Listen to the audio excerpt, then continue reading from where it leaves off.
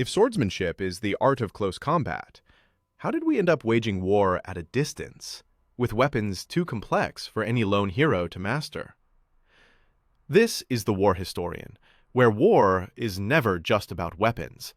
It's about the systems, choices, and consequences that rewrite the world. And nothing is ever as simple as it looks. Here's the truth. The shift from swords to guns wasn't a straight line. It was a tangled, exhilarating mess. Crisis, invention, feedback smashing into each other. Most people picture the march of technology as obvious. Swords become pistols, pistols become rifles. Progress glides smoothly on rails. But step onto the battlefield of 1453, and you discover chaos, not order.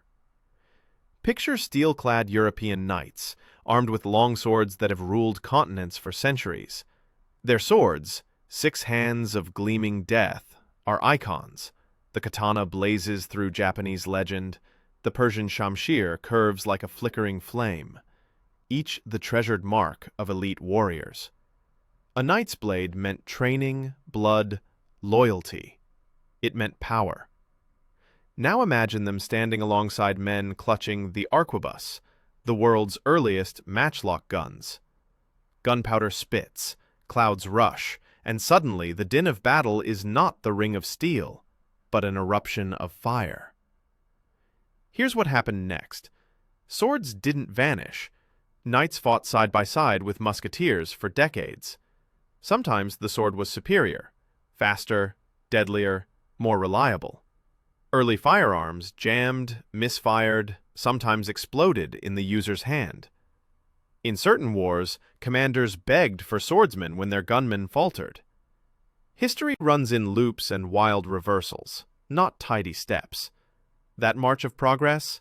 It's a cunning illusion. The appearance of better weapons hides a deeper pattern. Every new invention triggers a reaction that shakes society, and the demands of the system create the next weapon. When the arquebus arrived in Europe around 1450, it changed more than warfare. A musket didn't require years of training or noble blood. Any townsman could squeeze a trigger. Suddenly, kings could build mass armies, not of knights, but of peasants. Muskets demanded conscripts, then uniforms, then logistics networks. Cannons, the thunder that breached city walls, forced rulers to tear down medieval fortresses and rethink entire cities. One change sets off a chain. Weapons sculpt society, not just battlefields. Zoom out, and you find the system itself rewriting its rules. Power shifts hands. Nobility, once secure atop their horses, watched their privilege collapse as common folk armed with powder surged forward. But there's a problem. That new weapon didn't just empower, it demanded obedience and introduced terror. A city could lose its freedom in the blast of a single Ottoman cannon. Let me drop you right into Constantinople. May 29th, 1453. Turmoil. Night falls, and Sultan Mehmed II orders his massive bombard to spit hell at the Theodosian walls. These fortifications stood unbroken for 1,000 years. Stone shatters. The city's defenders, few nobles left, many desperate townsfolk, summon resolve and steel. But history pivots with every explosion. Constantinople falls. Europe's rulers wake to a new world. Overnight, military priorities flip. No longer is personal prowess enough. Survival requires invention, adaptation, new systems. It's not always so simple as better wins. Nobles cling to swords and lose their place in the world. Townsmen take up muskets, find new power and new vulnerability. Sometimes, a step forward means giving up control. Other times, what looked like progress set us stumbling backward. One knight with a sword can conquer a manor. 1,000 musketeers can topple a city, but only if someone organizes them. Today you see echoes of this logic. drones and satellites replacing boots and blades, strategy shifting from personal skill to unstoppable networks. The cycle never stops. Imagine moving from chess, a careful duel of warriors, to Risk, a continental game where armies evolve beyond anyone's grasp. We traded mastery for mass, tradition for unpredictability. But that transformation didn't explode overnight. It flickered into being, sparked by crisis and desperation, then sealed by boldness and fear. So how did this shift actually begin? What spark set steel against powder and unraveled the age of heroics? To unravel the birth of our weapon age, we have to track the first tremors, the moment steel met powder, and old orders trembled. What causes the sword to fall and the gun to rise? It all starts with a stolen secret and a world at war. Imagine this. Somewhere in 9th century China, alchemists aren't thinking about conquest or carnage. They're chasing immortality, mixing sulfur, saltpeter, and charcoal. By accident, they discover something far more explosive: gunpowder. The first fire lances burst flames, smoke, and projectiles into the Mongol hordes. But for centuries, it's just one more tool for fireworks, signals, and the occasional battlefield scare. The West doesn't even know it exists. Then, like a rumor growing legs, the secret begins to wander. A recipe for chaos stitched into the fabric of trade, espionage, and migration. Here's the truth. Gunpowder's journey from China to Europe bends the arc of history itself. By 1200, Arab scholars are experimenting with its properties. By 1300, European monks are writing it down, in code.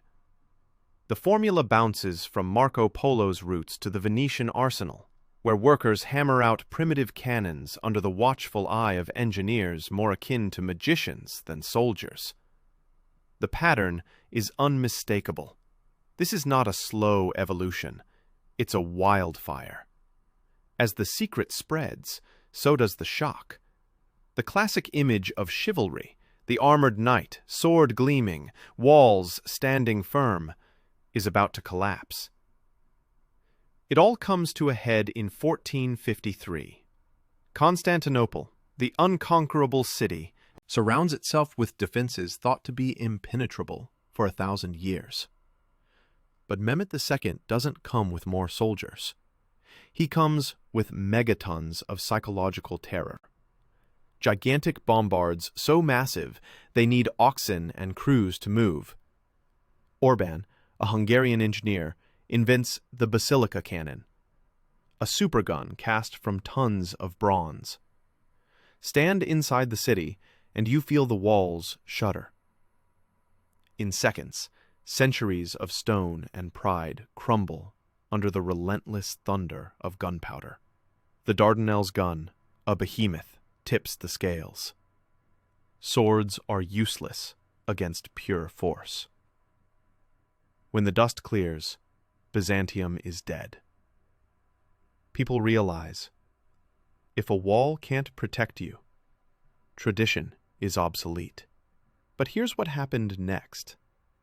The earliest gunners aren't knights, they're alchemists, Italian metallurgists, German printers like Johann Fust, and risk-takers. These are men who treat war like a laboratory experiment. The Venetian arsenal refines mass production, pumping out weapons like bread loaves, using standardized parts. The old bond between warrior and weapon shatters. Killers don't have to be noble, just knowledgeable. Or lucky. But there's a problem. The gun doesn't care who fires it. But it also doesn't care who it kills. Early firearms are wild cards. Aim a bronze cannon in 1460, and maybe you break the siege. Or maybe the barrel explodes, killing your own men. Muskets misfire. Powder fizzles. No one trusts these tools. Yet paradoxically, the shock created by just seeing them changes the game before the tech even works reliably. At the Battle of Castillon in 1453, French artillery lines up, hidden behind earthworks. English knights think they'll charge and win. In moments, cannon roar, knights fall. History pivots. The 100 Years' War ends, not because someone is braver or smarter, but because the rules of war have changed wholesale for everyone. You discover that gunpowder isn't just a new weapon. It's a force that breaks every old symmetry. War shifts from artistry and valor to engineering and risk calculation. Crime. Anybody with enough powder can be dangerous now. Power. States scramble to fund arsenals, hire toxicologists, steal blueprints. From Venice's arsenal to Castillon's fields, the system tilts. Mass production, unpredictable results, psychological terror. Each advance in powder or cannon forces the world to adapt faster than society is ready. Even now, every time a new technology emerges, machine learning, drones, the echoes of gunpowder's wild card are right there, splitting the old order in two. Who seized the chance, and who scrambled to keep up? What happens when innovation outpaces the rules people live by? The answer isn't simple. The gun's rise is about more than violence. It's about who gets to rewrite the story of power itself. Now, weapon innovation becomes a race against time, fear, and rivals. The gunsmith's forge ignites an arms race that reshapes everything. Why did firearms explode from obscure novelties to the backbone of every serious army, while some societies hesitated and paid dearly? Imagine Europe in the late 1400s.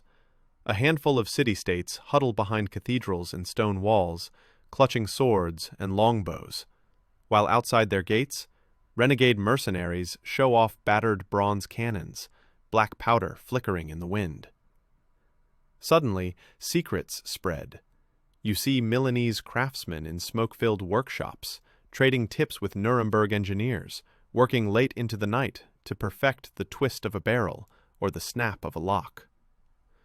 Venetian traders slip artillery blueprints into their ledgers, while Ottoman artillery officers, lounging in coffee houses, trade stories of the latest bombard used at Constantinople's gates. One pirate, desperate for coin, steals a set of plans and sells them twice before dawn. Firearms aren't just weapons, they're invitations. Invitations to new systems of power. But here's the truth. A gun is useless without what lies beneath. Metallurgy, chemistry, bureaucracy, all must be in place. A musket demands iron pure enough to hold a charge. Gunpowder needs saltpeter harvested and mixed. Armies need supply chains stretching from far-off mines to city arsenals. Picture Milan in the 1570s. A gunsmith weighs iron filings in his hand, judging the recipe not just by feel, but by contract specifications set in a distant palace. Meanwhile, across the Channel, the English government issues a decree. Every musket must use a .62 caliber ball. No more guesswork, no more private calibers. Suddenly, production lines hum. Weapons are interchangeable. Chaos narrows, power focuses. Systems grow. Armies swell. The logic shifts from individual valor to cold precision. No more lone knight streaking through the fog. Instead, hundreds, sometimes thousands, move in clockwork unison. Enter the Spanish tercios, professional infantry drilled for years, first launching coordinated musket volleys at Pavia in 1525, The thunder of their guns drowns out sword-swinging cavalry.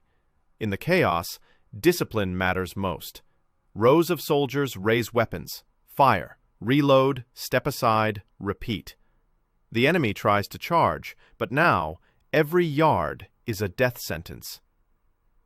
At Breitenfeld in 1631, Swedish infantry, drilled in volley fire, unloads a perfectly timed wall of shot. The old world recoils. Armies once shaped by heroes grow faceless, regimented, terrifying. But there's a problem. Every upgrade demands more. More iron, more powder, more people, more money. States balloon, bureaucracies bloat, taxation arrows upward.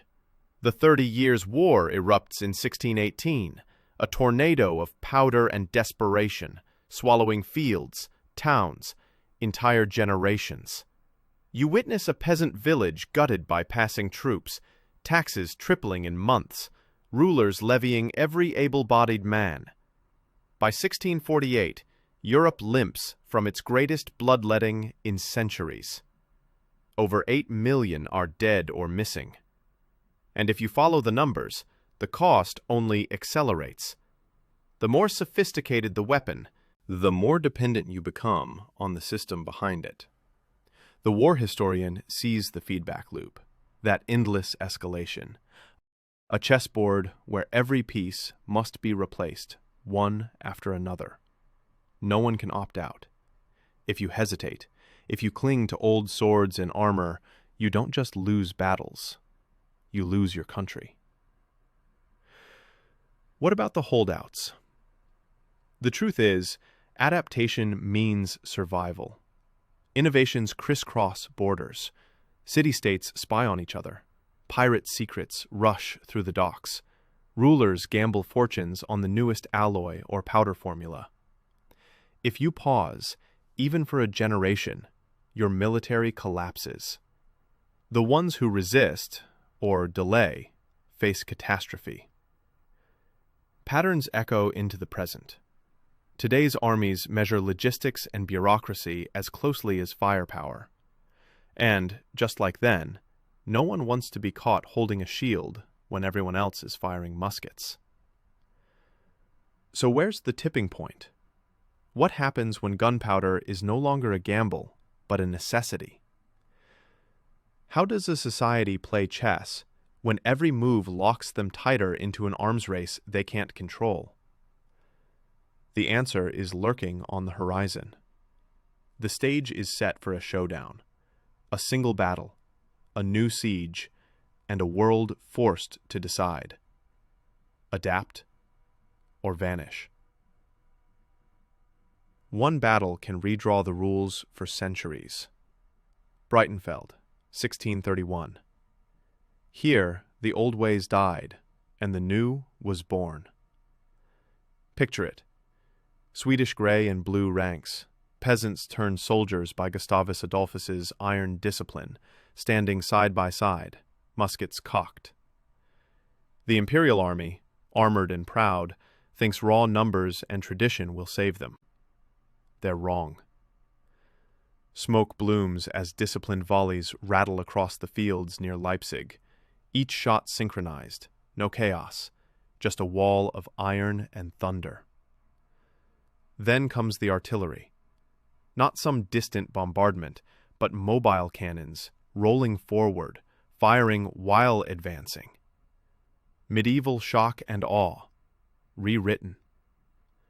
The old war books evaporate in moments. Here's what happened next. Gustavus drills farmers until they move like clockwork. He shreds centuries of feudal loyalty, the kind that made knights expect obeisance and cavalrymen ride out for glory, and replaces it with something ruthless. Firepower, mobility, precision. Even if you're scared, fall in line. Aim, shoot, reload, repeat. One king pulls it off, and suddenly generals everywhere realize the sword is lost, gone. The gun wins because anyone can use it. You can stand on a field and change history in 40 seconds. After Breitenfeld, the sword fighter isn't just defeated, he's obsolete. Cavalry stops charging with drawn blades and switches to pistols, carbines, shotguns. You find old fortresses crumbling under relentless cannon fire. The defenses that once stood for decades now disappear in a single siege. In France, Sébastien Le Prestre de Vauban comes to power in the late 1600s. His star-shaped forts, angled walls, labyrinthine passages, they shrug off cannonballs. For over a century, Vauban's designs rewrite what it means to keep an enemy out. The battlefield turns into a chessboard wiped clean, every piece forced to evolve or vanish. But not everyone can let go. Imagine samurai on the plain at Sekigahara in 1600, armor glinting, katanas up, proud, committed to the blade. But new matchlock guns spark and roar in the mist, and suddenly, tradition is drowning in smoke. Japan sees the future and recoils in fear. Tokugawa outlaw firearms in 1615, desperate to keep the samurai legend burning. The price? Isolation. A frozen system enforced by steel, guns locked away, modernity paused. Look west. Polish hussars ride with their wings and sabers, sweeping the plains near Vienna in 1683, certain of victory. But musket volleys cut them down, and the myth crashes. Stubbornness costs dearly. The gun does not care for your ancestry. Zoom out. The implications sizzle across continents. Armies need numbers. Mass conscription becomes the new rule. When France calls for the levée en masse in 1793, ordinary people march as soldiers, millions reshaping the map by pure scale. Goodbye, chivalry. The age of knights is crushed by paperwork, taxation, bureaucrats counting boots as carefully as bullets. War gets more organized, more relentless. States grow hungry for resources. Economies churn just to build, load, and fire these new instruments of power. The war debt grows monstrous, bigger than kings, and whole revolutions fester in the shadow of a loaded artillery wagon. Here's the truth. Not just the tools, but the entire system mutates. War is no longer about glory or lineage. It's about logistics, choke points, spiraling networks, hidden machineries of supply and obedience. The battlefield in 1631 is the heart of a transformation still driving us. Every weapon, every fortress, every uniform and ledger springs from that upheaval. You see it today, the way technology decides not just how nations fight, but how they organize and survive. But there's a problem. With guns triumphant, what keeps the system running? How does this new machinery avoid burning itself out? Who controls the gears in an age where speed and death are measured not by courage, but by the efficiency of powder and payroll? The spiral never stops, and every answer spawns new questions, some still lurking behind bureaucratic walls and encrypted networks. From battlefield victory to global system, the mechanics of the gun age grind on, larger and more relentless. Today, war is a system: guns, ammo, logistics, and mass mobilization. But what keeps this monster humming beneath the surface? The truth is, weaponry has morphed into an industry so colossal it's almost invisible to those it feeds. Every year, nations pour $570 billion into the global arms trade. You see it in the statistics. The United States, Russia, and China ship millions of guns and billions of bullets to every corner of the globe. And each sale is both a shield and a spark, fueling defense, disaster, and, sometimes, doom. Picture the battlefield in 1916, the sky throbbing with artillery and the ground shaking as millions of shells are launched in a single month. Factory workers in Britain, France, and Germany laboring night and day, churning out explosive steel like bakers rolling dough. But here's what happened next. The weapon itself is only the tip of an iceberg. Behind every gun, there's an invisible chain pulling it forward. Mines rip iron from the earth, shipped on railroads that slice through nations, processed in sprawling chemical plants, assembled by the hands of millions. Then the bureaucracy steps in, charting every bullet, every train car, every ration. Suddenly, the entire society is part of the machinery. Citizens pay for it twice, once in taxes, again in labor. Even today, this system worms its way into households. In the U.S. alone, people own around 400 million guns. That's more than 120 guns for every 100 citizens. Each weapon, a link in a chain that never stops lengthening. We find ourselves inside a self-feeding ecosystem, something vast and tireless. The war machine doesn't sleep. Like an automaton spinning its gears, every product demands another. Every solution triggers a new problem. Take the arms race. Nuclear missiles, drones, satellites. Each invention multiplies risks instead of eliminating them. The Cold War is the classic example. The US and Soviet Union locked in a nightmare of mutually assured destruction, where one new bomb means another. A treaty signed only so a loophole can be found. Politicians play brinkmanship games in expensive offices, but the real consequences unfold in silent command bunkers, in children's air raid drills, in taxes and sleepless engineering nights. One innovation, one countermeasure. The domino effect multiplies with every move. But there's a problem.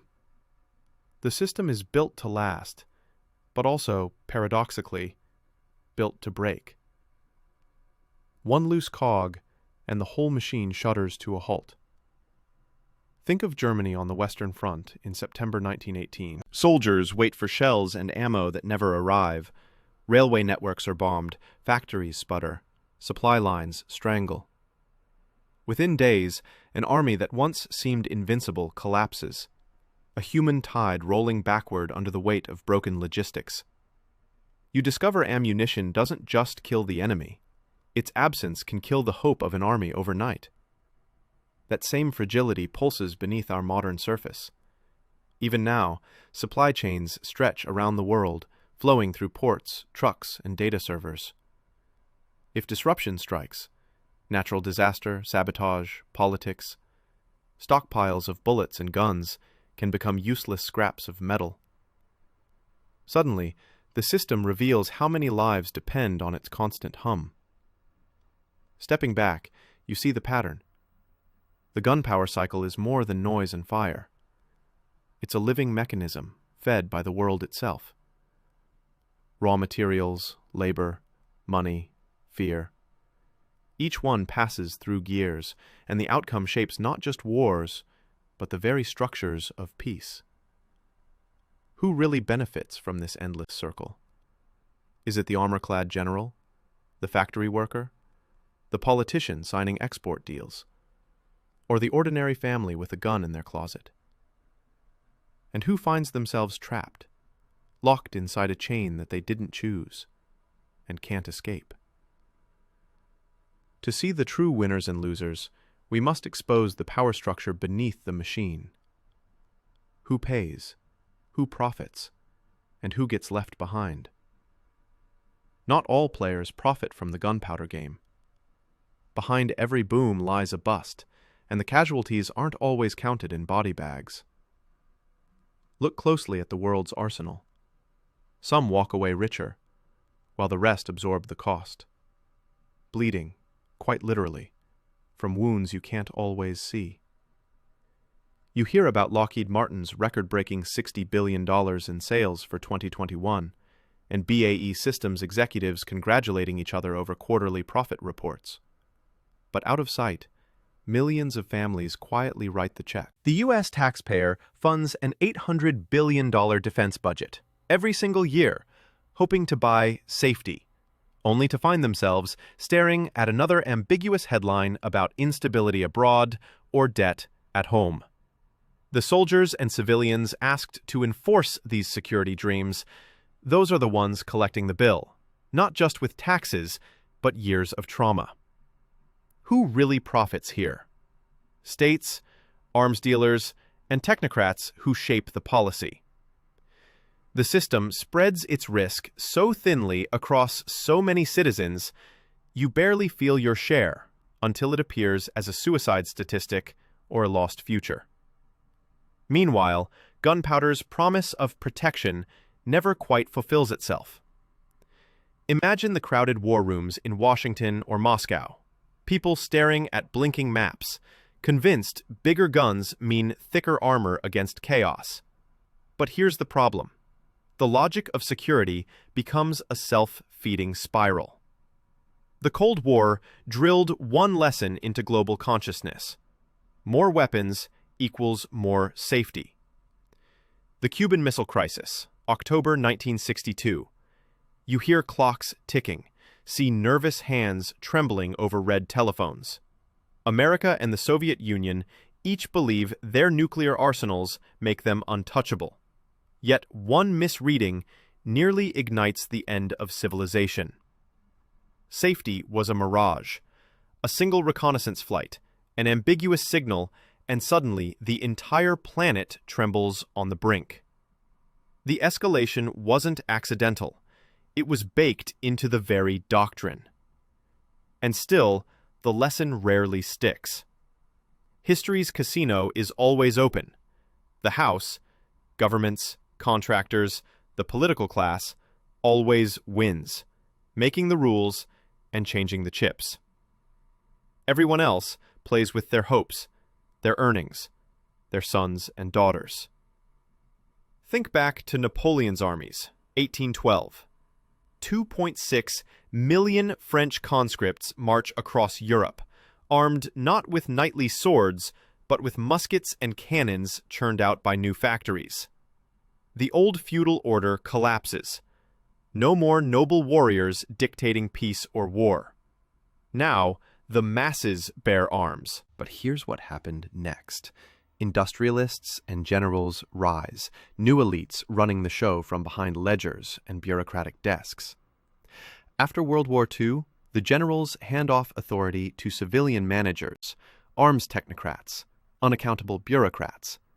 Power doesn't vanish, it simply changes hands. Yet for most citizens, the system remains invisible. You're told you're being protected, but you're subsidizing an endless wager you'll likely lose. The risk isn't bullets whizzing by, but debts stacking up year after year, repeating the cycle. Britain emerged from the Napoleonic Wars with unthinkable national debt. Generations paid the interest long after the cannons fell silent. The same spiral repeats. In the U.S. today, veterans return broken by the very wars declared on their behalf. Suicide rates eclipse those lost in battle. What's called protection is often the manufacture of risk, sold behind the veil of security. So we find a pattern as relentless as the machinery itself. Gunpowder did not democratize safety or wealth. It simply reshuffled the cards, gave new hands to play. Mass mobilization, industrial production, politicians over warriors. Each new era invents its own elite, draws its own lines between profit and pain. The truth is, most of us are caught in the casino, with no idea the odds are always against us. Have we built a structure too large, too complex, to ever escape? Is the belief in security itself just another chip laid on the table, meant to keep us playing for one more round? History suggests alternatives, moments when people see the cards for what they are, but leaving the table is harder than anyone admits. Before we answer, we need the final reveal, the core truth and warning history hands us about weapon evolution. Here's the hand history won't fold. Every society that built its strength on weapons faced collapse unless it rewrote its rules. Power creates a fortress, but inside that fortress, something uneasy stirs. The more you arm yourself, the more afraid you become of what might breach those walls. The Roman Empire stockpiles legions and fortifies the borders. At its peak, Rome spends fortunes to field armies from Britain to the deserts of Mesopotamia. But for all their might, they can't secure what truly matters: stability. By 410 CE, as Gothic horsemen march through shattered gates, you realize the grand arsenal becomes a weight, dragging the empire under as debts rise and enemies multiply. Here's the truth. Weapon systems don't just protect, they entrap. This cycle surfaces everywhere. Take Ming China, sealing itself behind the Great Wall, building fleets, and mastering gunpowder. But insecurity gnaws at rulers. The more defenses they build, the more they see threats everywhere. Or France in the late 1700s. King Louis XVI pours tax revenue into wars and weapons, piling up loans, convinced the next weapon will buy an edge. By 1789, the state teeters. Hungry crowds gather as rumors of bankruptcy swirl. Soldiers are called in, but many refuse to fire. Here's what happened next. The system, kept upright by guns and debt, collapses quickly. The Bastille falls not because French arms failed, but because the logic of constant escalation, more taxes, more muskets, more enemies, breaks the core of society. Debt born from endless arming becomes the powder keg of revolution. Weapons rule the fate of the people, but never forever. Rome's legions fade, Ming cannons fall silent, the French monarchy crumbles, and new hands grasp the gun. But every technological edge is temporary. The advantage lasts until cracks appear. Mounting debt, social exhaustion, a public that grows resentful or apathetic. Fast forward to the Soviet Union. By the late 70s, leaders double down. More missiles, more tanks, pouring resources into an arms race against the West. But Afghanistan saps the treasury, and fear freezes reform. Factories churn out new Kalashnikovs even as the economy withers. By 1991, it's over. The currency collapses, paychecks vanish, generals defect. The empire of rockets and walls dissolves, defeated not by invasion, but by its own brittle infrastructure. And the system is always one bad day from disaster. Trust is the fuel. Lose it, and military power evaporates. In 1917, Russia's frontline soldiers, battered and starving, decide they've had enough. Orders come from above, but the will to fight is gone. In Petrograd, revolution spreads not in years, but days. The seemingly unbreakable czarist war machine shudders, then shatters. The most advanced guns are nothing when supply lines freeze and no one believes in the cause. Think of it like a carousel at a fair. You climb aboard for safety, spinning faster and faster. The painted horses look strong, but momentum takes over. Soon, everyone's dizzy, clinging tight, afraid to let go. Getting off isn't as easy as it looks, and if the music stops suddenly, the fall is hard and fast. But here's where things hit close to home. These cycles aren't just ancient history. Every tax dollar you pay today, every vote you cast, every headline you read, each one feeds the war machinery in some small way. After 9/11, arms budgets explode in trillions. Public support rises for military interventions, and weapons exports flow from superpower to client state. A decision made in a polling booth, a protest, or a post on social media, even a purchase of stock. These choices ripple, sustaining systems that arm and escalate far beyond your doorstep. We inherit this legacy. We shape it, and, whether we want to admit it or not, we risk its future. So if collapse has happened so many times before, what really keeps it at bay now? Is there a way off the spinning ride? Or are we doomed to repeat these cycles, round after round? The answers might surprise you. History wrote the rules, but only we can decide whether to break its cycle.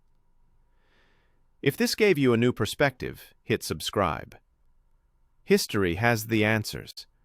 I'll show you where to look.